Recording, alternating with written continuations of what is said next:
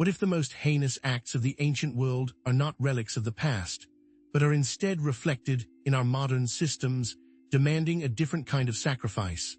The deity Moloch is known for demanding child sacrifice, but maybe the true horror lies in Moloch, representing a timeless archetype demanding sacrifice in our modern world. To start, let's briefly introduce Moloch, situating this fearsome deity within the complex tapestry of ancient Near Eastern religions. Originating from Canaanite traditions, Moloch is often linked to other deities embodying power and destruction, such as Baal-Hamon. Historical accounts and religious texts accuse followers of offering the ultimate price to Moloch, the sacrifice of children. While the precise nature and extent of these sacrifices remain a topic of intense debate among historians and archaeologists, the accusations themselves cast a long shadow, painting Moloch as a symbol of unspeakable evil. What if this ancient practice didn't disappear? What if it merely transformed, subtly influencing our modern values and societal structures? Is it possible that the underlying principles of sacrifice and appeasement, so prevalent in Moloch worship, continue to manifest in our contemporary world? In this video, we will explore the historical origins of Moloch, journeying back to the ancient Near East to uncover the roots of this terrifying deity. From there, we will trace the evolution of Moloch's symbolism, examining how this figure transformed from a regional god into an archetype of insatiable hunger and moral corruption. Finally, and perhaps most unsettlingly, we will investigate the potential echoes of Moloch in contemporary society, daring to ask whether the pursuit of power, progress, and profit demands a hidden sacrifice of its own. Stay with us until the end, because you might be surprised about this deity's modern ties. There is a potential for sacrifice in today's society.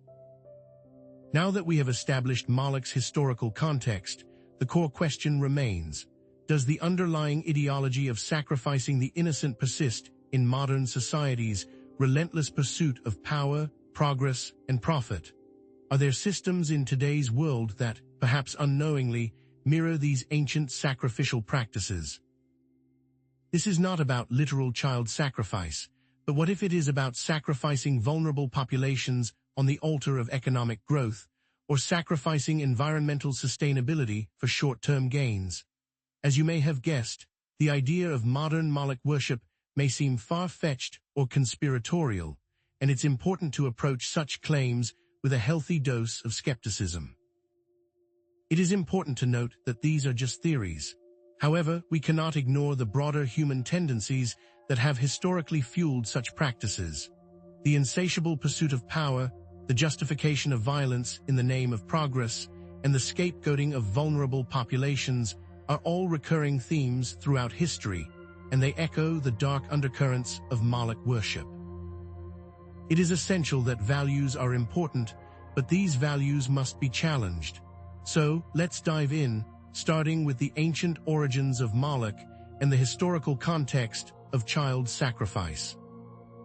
To truly understand the horror of Moloch, we must confront the disturbing realities of child sacrifice in the ancient world, examining the historical evidence, separating fact from sensationalism, and exploring the cultural context with an objective lens.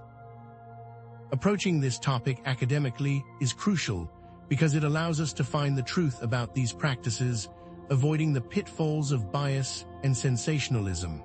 It's not our intention to shock, but to reveal through careful research the historical practices tied to the worship of Moloch.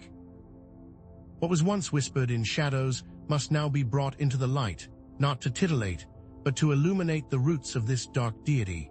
Child sacrifice, a practice that sends shivers down the spines of modern sensibilities, was not unique to any single culture or deity in the ancient Near East.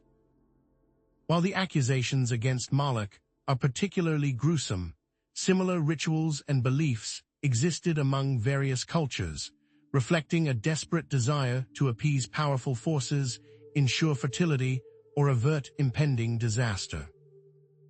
Canaanites, Phoenicians, Israelites, even within the biblical narrative, condemnations of child sacrifice suggest its presence all engaged in practices that involved the offering of children to deities.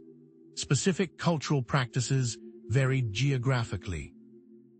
For instance, archaeological evidence suggests that some Phoenician communities practiced the ritual burning of infants, while other cultures may have favored burial or other methods of offering. These acts, though horrific to our modern eyes, were deeply intertwined with the religious and social structures of the time. However, academics face numerous limitations and challenges in interpreting these practices, relying on fragmented textual sources and incomplete archaeological records. Understanding these limitations is crucial to avoid oversimplifying the complexities of ancient religious beliefs. Defining child sacrifice requires us to clarify the different forms it could take, ranging from the offering of infants to children and even young adults. In some instances, newborns were sacrificed immediately after birth, while in others, children of several years old were chosen for the ritual. Methods of sacrifice varied, with burning being a prominent practice, as evidenced by archaeological finds such as the Tophet of Carthage, but burial, exposure, and other forms of ritual killing were also employed. The ritual process itself was often elaborate, involving the selection of victims, the performance of specific rites by priests or other religious figures, and the offering of prayers or incantations intended to appease the gods or ensure the desired outcome. The symbolic significance of child sacrifice in these ancient religions centered on the idea of offering the most precious possession to appease the gods or gain their favor. What was thought to be accomplished during the sacrifice? The sacrifice was thought to accomplish various things, such as ensuring fertility, averting disaster, or gaining divine favor in times of crisis. However, the debate continues among scholars over whether child sacrifice was a widespread practice or a rare occurrence. This debate underscores the lack of definitive evidence and the challenges of interpreting ancient religious beliefs. Archaeological evidence provides chilling glimpses into the practice of child sacrifice, with sites like the Tophet of Carthage offering tangible proof of its occurrence. What exactly was found at the Tophet of Carthage? At this site, archaeologists discovered thousands of urns containing the cremated remains of infants and young children, often accompanied by the remains of animals. This discovery, along with inscriptions dedicating the offerings to deities such as Baal Hammon and Tanit, strongly suggests that child sacrifice was a regular practice in this Phoenician city. Textual references to child sacrifice in the Bible further illuminate the practice, focusing on passages that condemn it and associate it with Moloch worship. Specific books and verses of the Bible, such as Leviticus 18:21 and Deuteronomy 12:31, explicitly forbid the practice of offering children to Moloch, denouncing it as an abomination. Furthermore, examples of child sacrifice exist in other ancient cultures. For instance, some scholars argue that the practice of seppuku, ritual suicide, in ancient Japan can be seen as a form of sacrifice, albeit one that was often performed by adults rather than children. While these examples offer valuable insights into the practice of child sacrifice, it's crucial to acknowledge alternative interpretations of the evidence.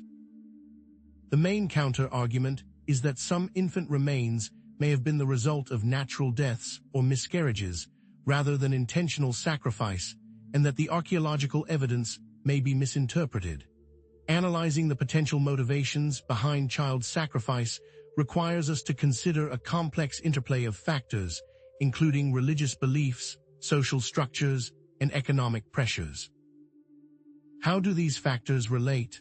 Religious beliefs provided the ideological framework for child sacrifice, with practitioners believing that it was necessary to appease the gods, ensure fertility, or avert disaster. Social structures, such as the hierarchical organization of ancient societies, may have also played a role, with child sacrifice serving as a means of reinforcing social hierarchies or consolidating power. Economic pressures, such as famine or drought, may have further contributed to the practice, as communities sought to appease the gods and secure their favor in times of hardship. Interpreting the symbolic meaning of child sacrifice centers on themes of power, control, and the desire for divine favor. How do these themes relate to the sacrifices? Child sacrifice represented the ultimate expression of power, as practitioners sought to exert control over the forces of nature and secure their own survival. It also symbolized the desire for divine favor, with practitioners believing that the sacrifice of their most precious possession would appease the gods and ensure their continued blessings. The psychological impact of child sacrifice on both the perpetrators and the victims is a subject of intense speculation, acknowledging the trauma and suffering involved. What could be known about the psychological impact? While it's impossible to fully grasp the psychological impact of child sacrifice on ancient populations, it's likely that both the perpetrators and the victims experienced profound trauma and suffering. The role of mythology and folklore in shaping perceptions of child sacrifice cannot be overstated, highlighting the enduring power of these narratives. Where did these myths come from, and what was their purpose? Myths about child sacrifice likely originated as a means of explaining the origins of the practice, justifying its continued use, or warning against its dangers. In essence, we have briefly gone over the evidence for child sacrifice in the ancient world and its cultural impacts. The disturbing nature of sacrifice must be acknowledged as we try to understand such practices. If child sacrifice was primarily a practice of the past, how does it potentially echo in modern society? In what ways are ancient practices similar to modern practices? Is it possible that the echoes of this dark practice reverberate even now, not in literal sacrifices, but in the symbolic ways we prioritize certain values or populations over others? What systems might reflect similar sacrifices? The exploration of modern symbolism awaits us, hinting at the potential for sacrifice in contemporary systems and ideologies, urging us to confront the unsettling possibility that the shadow of Moloch may still linger in our world. But we must acknowledge that accusations of modern Moloch worship can easily veer into conspiracy theories and unsubstantiated claims. These ideas are, after all, just theories and can be exaggerated. It is paramount that we avoid sensationalism and maintain a critical perspective when examining such claims, maintaining respect for historical accuracy. Economic inequality and environmental destruction have other factors. Alternative interpretations of modern societal problems, such as economic inequality or environmental destruction, exist that do not invoke the concept of Moloch, highlighting the complexity of these issues. It is also important to acknowledge that the symbolic connections between ancient practices and modern systems are open to interpretation and debate, resulting in controversy among interpretations and potential exaggeration. Therefore, it's essential to reiterate that our focus remains on exploring potential symbolic echoes of Moloch, not on asserting literal worship in the modern world, seeing the historic topic separate from modern, potential symbolism. If we connect sacrificing populations of people in the past to modern economical practices, we can synthesize the historical information about child sacrifice with our understanding of modern societal challenges, suggesting a potential parallel in the willingness to sacrifice certain values or populations for the sake of progress or profit. The goal is to cause self-reflection, not create a villain. How can we ensure that the pursuit of progress does not come at the expense of human well-being and ethical considerations? What needs to be considered when pursuing progress? As we move forward, we must consider not just the potential benefits of progress, but also its potential costs, striving to create a society that prioritizes human well-being and ethical considerations above all else. To understand potential modern reflections of Moloch, we must first consider what societal values are placed at the highest pedestal in current times. This section will navigate the delicate terrain of contemporary systems and ideologies, probing those that may echo the core tenets of Moloch worship. Instead of seeking literal sacrifices, we will explore how the prioritization of power, progress, and profit might inadvertently cast shadows reminiscent of the ancient deity, requiring us to maintain an open mind. We must approach this exploration with a critical yet balanced perspective, ensuring we analyze rather than accuse. Historically, sacrifice has taken many forms beyond the offering of human lives. In ancient cultures, communities sacrificed resources, personal freedoms, and even their own comfort in the name of progress, security, or collective well-being. Scholars believe that these sacrifices were often justified as necessary measures to ensure the survival and prosperity of the group. For example, ancient civilizations sometimes depleted natural resources to fuel their growth, leading to deforestation, soil erosion, and other environmental problems. In times of war, societies often imposed strict regulations on personal freedoms, curtailing individual liberties in the name of national security.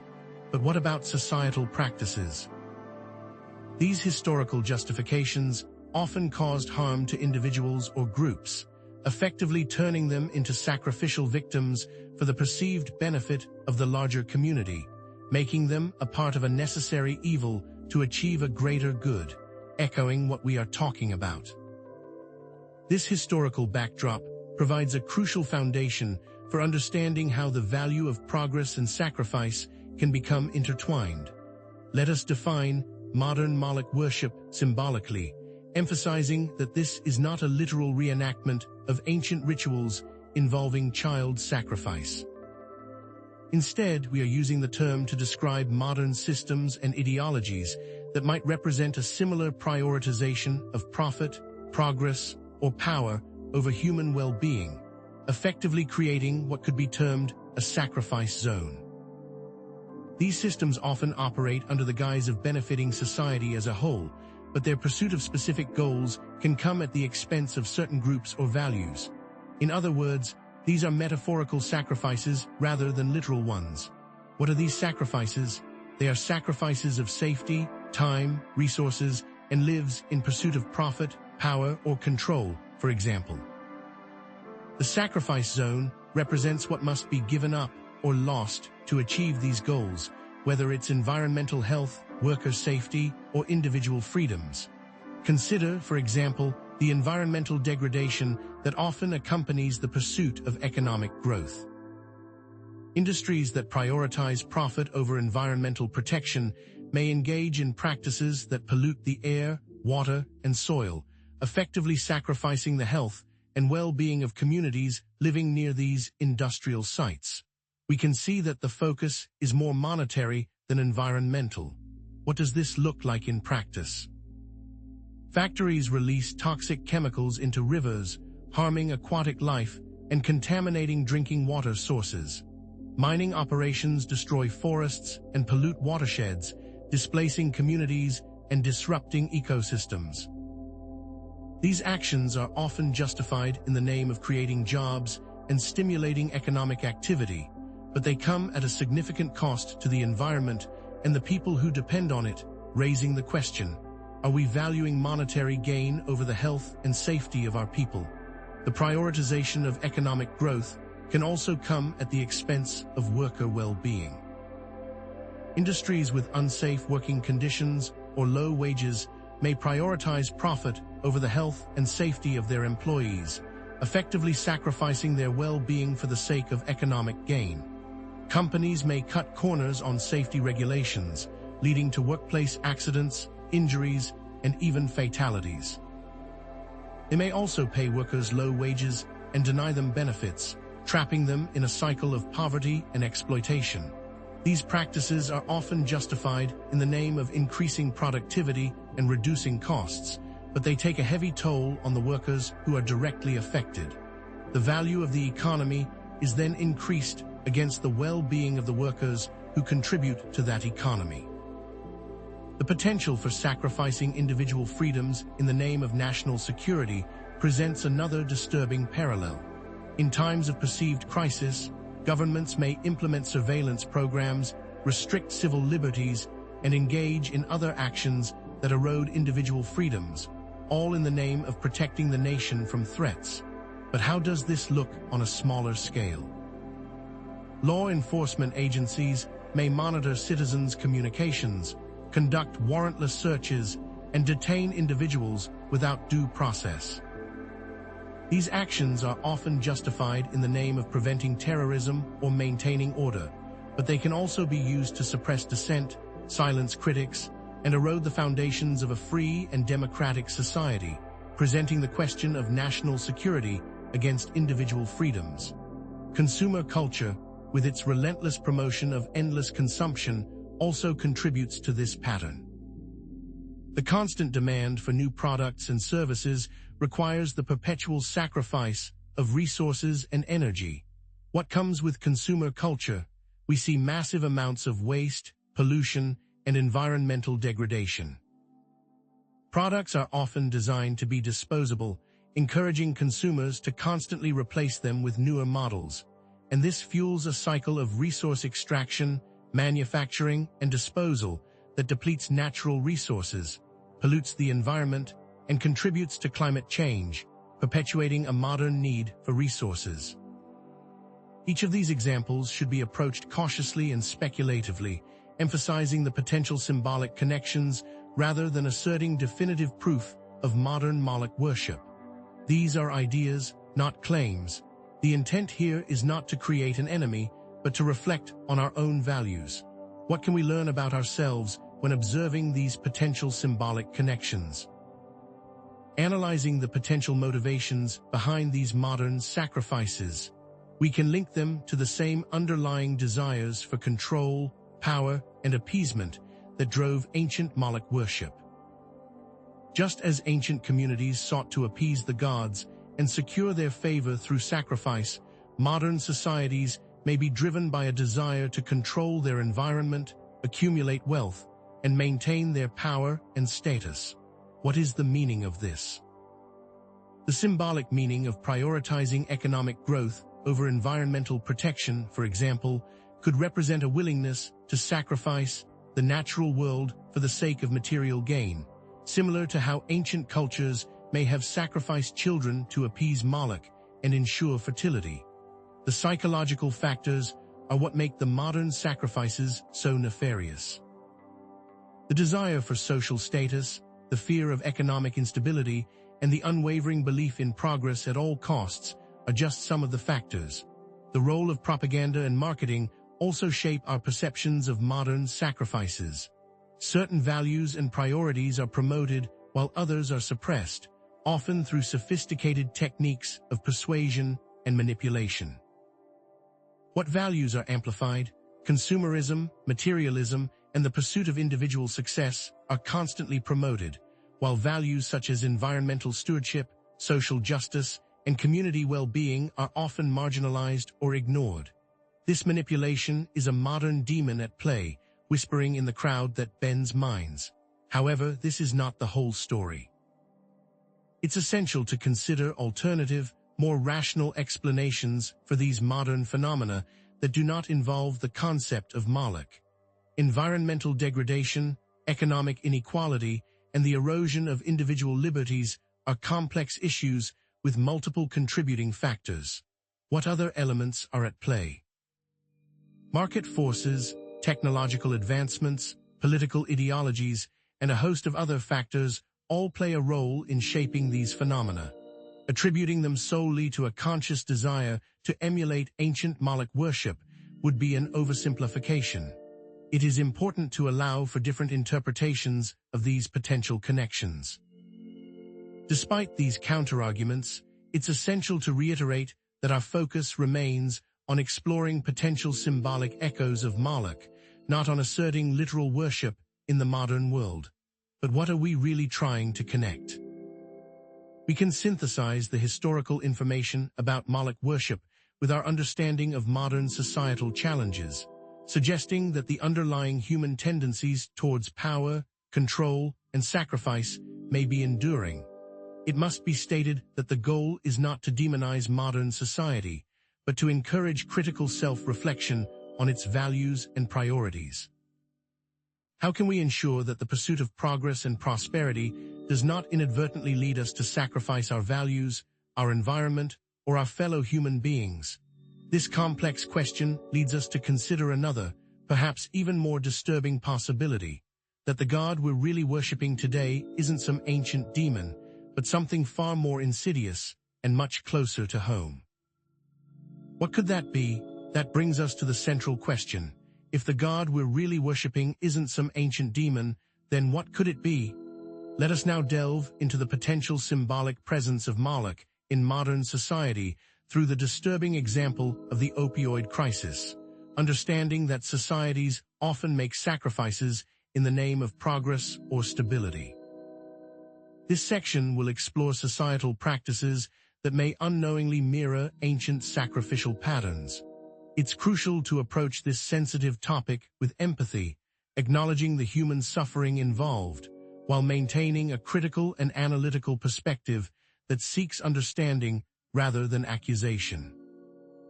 Throughout history, drugs and intoxicants, both licit and illicit, have been deeply intertwined with religious rituals and societal practices. Certain substances have been viewed as a means of transcending reality, achieving spiritual enlightenment, or even appeasing deities, mirroring the concept of sacrifice where something valuable is offered up. Consider the ancient use of psychedelic substances in shamanic traditions, where altered states of consciousness were believed to facilitate communication with the spirit world. In ancient Greece, wine was central to the Dionysian cult, with intoxication seen as a way to merge with the god. The question becomes, were these substances simply tools for spiritual exploration, or were they also symbolic sacrifices, offerings of altered consciousness to powers beyond human understanding? These historical practices highlight the complex relationship between drugs, spirituality, societal structures, and power dynamics. Let us define the opiate of the masses, not as an endorsement of drug use, but as a concept relevant to our symbolic exploration. The phrase, popularized by Karl Marx, originally referred to religion as a form of social control, a way to pacify the working class and distract them from their suffering. However, the concept can be extended to other societal phenomena, including the potential for societal sacrifice through widespread dependence on substances that numb pain and distract from underlying problems. In this context, the opiate is not just a drug, but anything that dulls awareness and fosters complacency. The question must be asked, does this opiate occur in a vacuum, or is it directly related to deeper societal problems? It is critical to understand that addiction does not occur in a vacuum, but is often a symptom of deeper societal problems such as poverty, inequality, and lack of opportunity. These elements can also be seen as sacrifices of society. The opioid crisis presents a stark modern example of potential societal sacrifice, where human lives and well-being are seemingly sacrificed to the god of profit, focusing specifically on the role of pharmaceutical companies in promoting and profiting from addictive drugs. Consider Purdue Pharma, the manufacturer of OxyContin, a highly addictive opioid painkiller. Aggressive marketing tactics downplayed the risks of addiction while aggressively promoting its use. What was Purdue Pharma doing? They incentivized doctors to prescribe OxyContin, contributing to widespread addiction and overdose deaths. What consequences did this have? Families and communities were ravaged, and a national health crisis exploded, all while the company reaped billions in profits. Government policies and regulations also played a role in enabling the opioid crisis. The deregulation of the pharmaceutical industry and the failure to adequately address addiction treatment created an environment where opioid manufacturers could operate with relative impunity. What impact did this have? It allowed pharmaceutical companies to flood the market with addictive drugs, while leaving communities struggling to cope with the consequences. Social and economic factors further contributed to the crisis, creating sacrifice zones of marginalized communities. Poverty, unemployment, and lack of access to healthcare created fertile ground for addiction, making it easier for opioid manufacturers to target vulnerable populations. Analyzing the potential motivations behind the actions of pharmaceutical companies and government officials, we can link them to the same underlying desires for profit, power, and control that drove ancient Moloch worship. Pharmaceutical companies sought to maximize profits regardless of the human cost. Government officials, influenced by lobbying efforts and campaign contributions, often failed to adequately regulate the industry. What does this look like now? The opioid crisis, in this interpretation, represents a willingness to sacrifice human lives and well-being for the sake of economic gain and political expediency. The psychological and sociological factors that contribute to the perpetuation of the opioid crisis are also complex and disturbing. The desire for quick fixes, the normalization of drug use, and the stigmatization of addiction all play a role in fueling the crisis. Is there something we are missing? Media and popular culture also shape perceptions of the opioid crisis, often promoting narratives that downplay the risks of addiction or glamorize drug use. This creates a culture where opioid use is normalized, making it harder to address the underlying problems. However, this is not the whole story. It's essential to consider alternative interpretations of the opioid crisis that do not involve the concept of Moloch, such as individual choices, lack of personal responsibility, or the complexities of addiction. Individual agency plays a role in addiction, and it is important to avoid attributing blame solely to external factors. But what else could it be? Market forces, technological advancements, and political ideologies are also factors. This highlights the complexity of the opioid crisis. Despite these counterarguments, it is essential to reiterate that our focus remains on exploring potential symbolic echoes of Moloch, not on asserting literal worship in the modern world. The underlying human tendencies towards power, control, and sacrifice may be enduring, even if they manifest in different forms. The goal is not to demonize pharmaceutical companies or government officials, but to encourage critical self-reflection on societal values and priorities. What is our role in this? We must ensure that progress does not come at the expense of human well-being and ethical considerations. Is society cognizant of this sacrificial phenomenon, or have many unknowingly fallen victim to this modern Moloch? As we move forward, we must ask ourselves, how can we create a society that prioritizes human well-being over profit, and that provides support and opportunity for all, rather than sacrificing marginalized communities to the gods of economic growth? It is now time to explore the nature of the collective consciousness and the need for greater awareness of societal values and priorities. Building on the exploration of the opioid crisis as a modern-day example of potential societal sacrifice, it's time to broaden our scope and examine other societal issues that might also imply sacrifice, though in more subtle and systemic ways. In this section, we will clarify our focus, examining societal structures that subtly perpetuate a system where some are favored and others are, perhaps unintentionally, left behind. These societal structures are not always obvious, and they are not inherently designed to be evil, but through complex and often unseen mechanisms, they can encourage sacrifice. It's crucial to emphasize the importance of critical examination and the need to avoid simplistic accusations. A deep analysis is required, one that encourages nuanced thought rather than hasty jumps to conclusions. To fully understand the potential for Moloch symbolism to manifest in modern society, it is important to briefly discuss historical social structures, emphasizing that all societies, past and present, have systems of hierarchy, resource allocation, and power dynamics. Throughout history, in virtually every civilization, there have always been some on top and some on the bottom, creating a vertical social order. These systems, Whether feudalism in medieval Europe, the caste system in ancient India, or the dynastic cycles of imperial China, have often resulted in unequal distribution of resources, opportunities, and well-being, inevitably leading to a form of societal sacrifice. The sacrifice happens almost as a byproduct of the way social systems form. Consider the Roman Empire, with its vast wealth accumulated through conquest and slavery.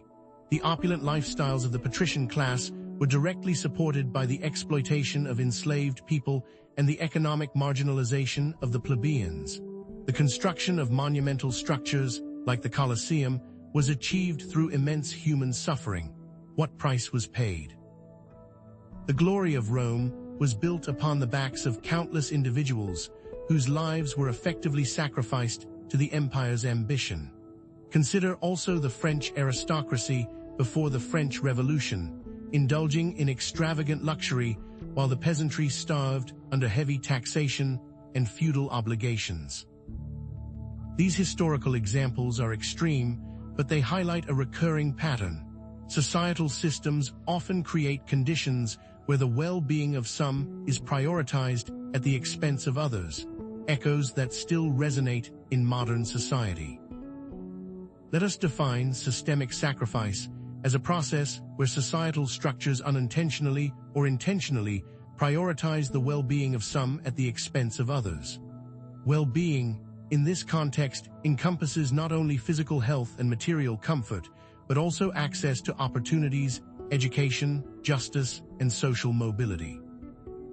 Systemic sacrifice is often invisible and unintentional, resulting from complex interactions of economic, political, and social factors.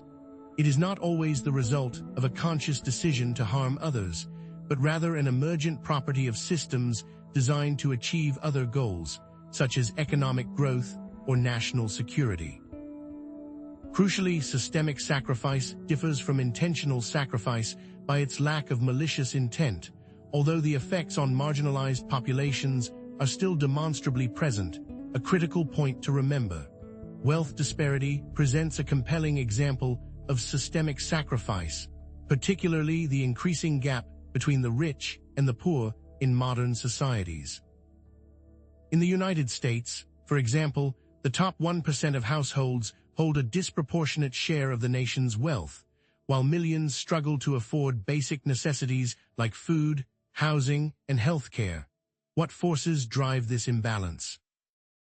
Economic policies, such as tax cuts for the wealthy, deregulation of industries, and the decline of labor unions, may all contribute to the concentration of wealth at the top, while leaving the majority struggling to make ends meet. Consider the impact of globalization and automation, which have led to job losses in manufacturing and other sectors, further exacerbating inequality. Limited access to healthcare, education, and other essential services can also act as a form of sacrifice, preventing marginalized communities from reaching their full potential. In many countries, including developed nations, access to quality healthcare is often determined by income and geographic location. What are the implications of this unequal access? Those who cannot afford adequate medical care are more likely to suffer from chronic illnesses, disabilities, and premature death, effectively sacrificing their health and well-being for lack of resources. The same can be said for education. Underfunded schools in low-income neighborhoods often provide a substandard education, limiting the opportunities for children to climb the social ladder, thus sacrificing their potential. Consider, too, the impact of environmental pollution on low-income communities, highlighting how they are disproportionately exposed to toxins and health hazards, a phenomenon known as environmental racism. Industrial facilities, waste dumps, and other sources of pollution are often located in or near marginalized communities, exposing residents to harmful chemicals and pollutants that increase their risk of cancer, respiratory illnesses, and other health problems. What result does this have? These communities are, in effect, being sacrificed for the sake of economic activity and industrial development, bearing the brunt of environmental degradation while others reap the benefits.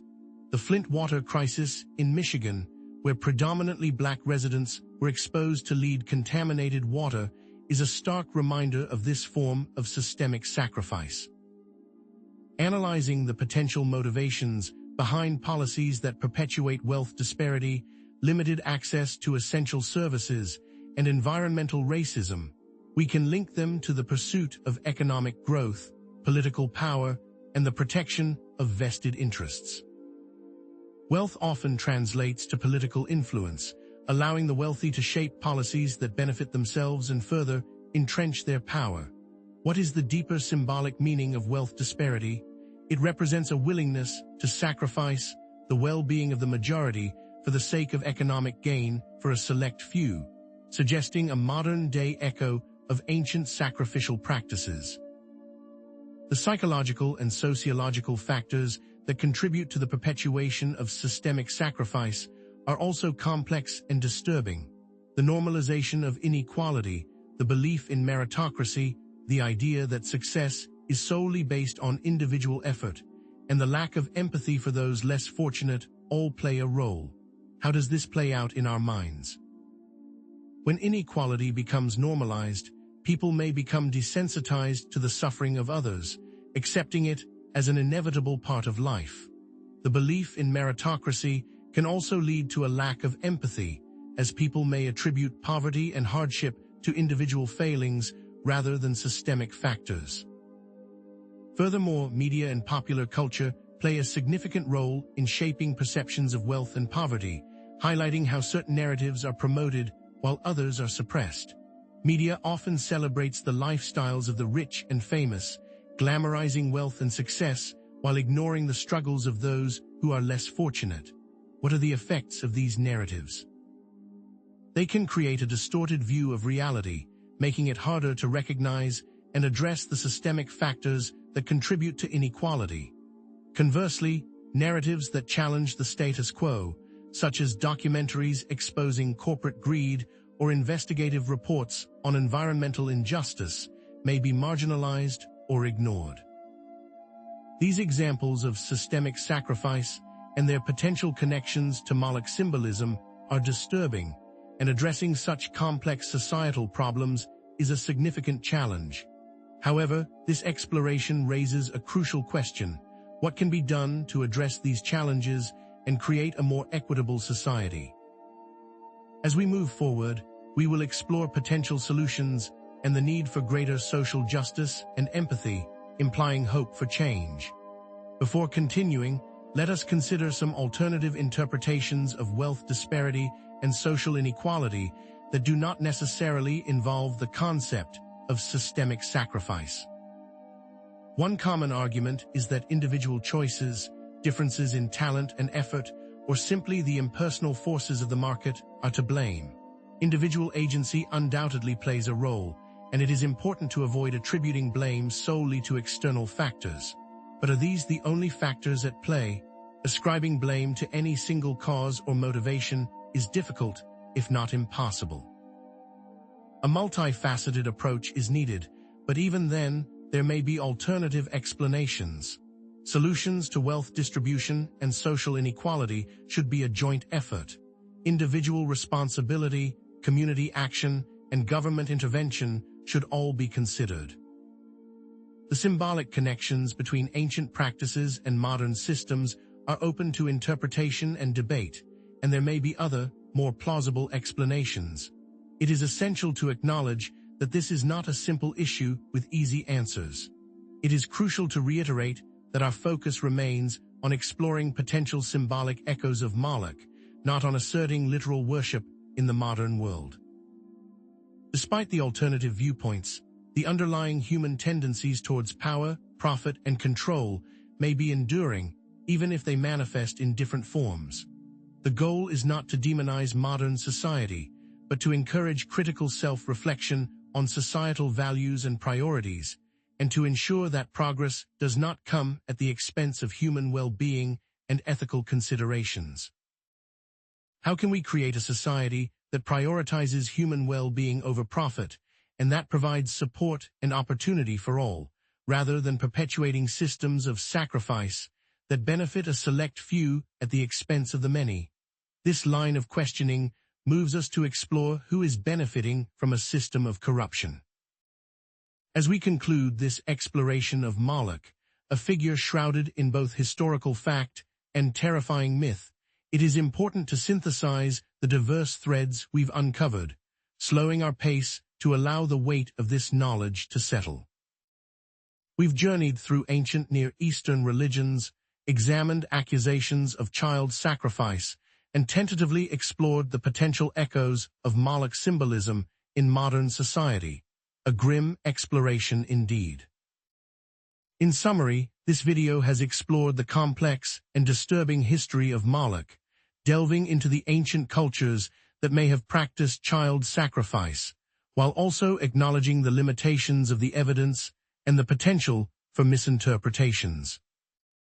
We've analyzed the symbolic connections between these ancient practices and modern systems, such as wealth disparity, limited access to essential services, and environmental racism, exploring whether these systems unintentionally or intentionally prioritize the well-being of some at the expense of others.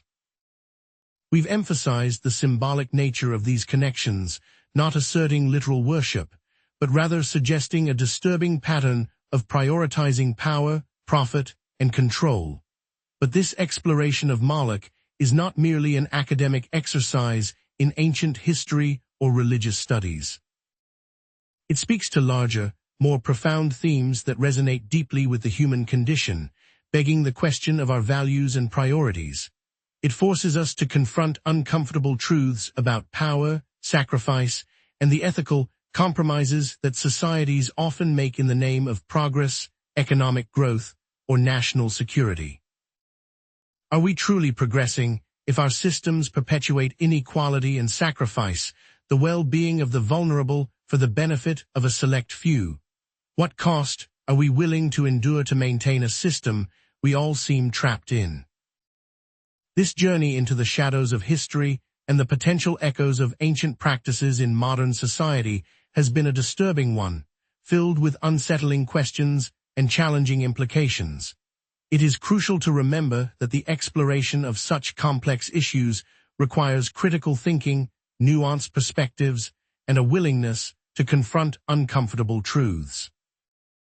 We encourage you to continue reflecting on the questions raised by this video, to form your own conclusions about the potential connections between ancient practices and modern systems, and to consider how you can contribute to a more equitable and ethical world. The shadow of Moloch may still linger in our world, not in literal sacrifices, but in the symbolic ways we prioritize power and progress over human well-being. The choice is ours to make a change. Have we traded the idols of the past for new gods of progress?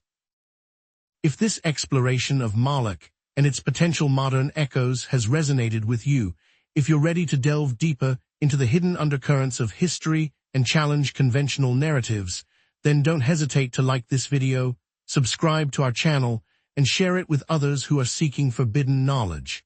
By subscribing, you're not just supporting our work. You're joining a community of like-minded individuals who are committed to exploring challenging and thought-provoking topics together. Stay tuned for future videos where we'll continue to uncover the dark secrets of the past and examine their relevance to the present, offering alternative perspectives that challenge everything you think you know. Remember, here we provide viewers with access to forbidden knowledge and alternative perspectives, insights you won't find anywhere else. Until next time, stay curious.